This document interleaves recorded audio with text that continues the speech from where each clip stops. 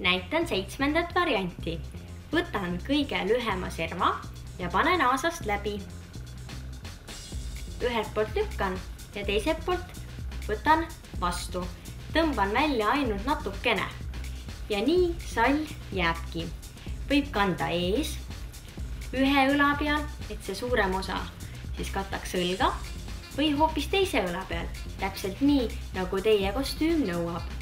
Samuti on võimalik, et see pikem serv, mis praegu on siin ees, hoopis altpoolt tõmmata ja kasutada salli siis vastavalt enda fantaasiale.